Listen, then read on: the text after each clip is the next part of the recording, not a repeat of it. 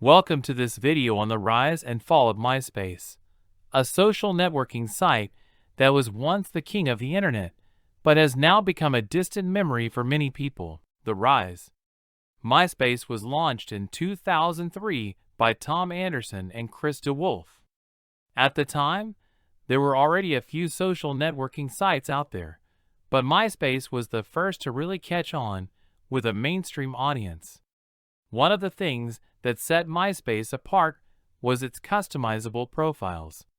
Users could choose their own backgrounds and layouts, which made the site feel more personal and expressive. They could also share music, photos, and other content with their friends and connect with other people who had similar interests.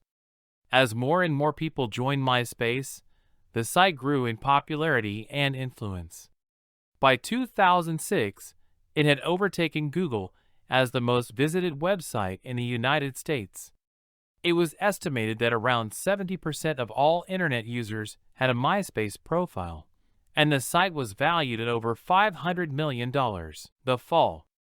But MySpace's reign didn't last long. In 2007, a new social networking site called Facebook started to gain traction. Unlike MySpace, which was cluttered and hard to navigate, Facebook had a clean and simple design that made it easy for people to connect with friends and share updates. Facebook also had a more exclusive feel.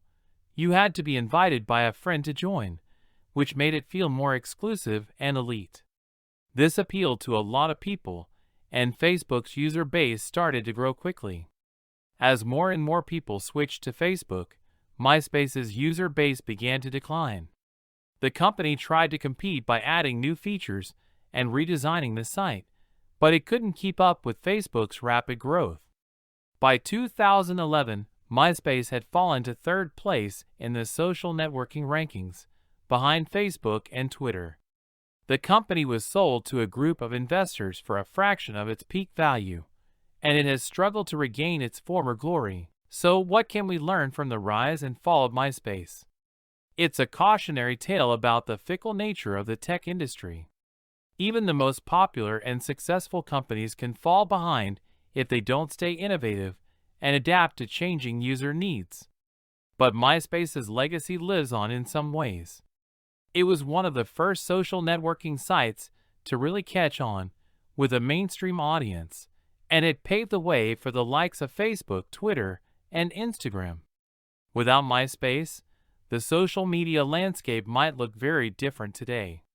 Thanks for watching this video on the rise and fall of MySpace.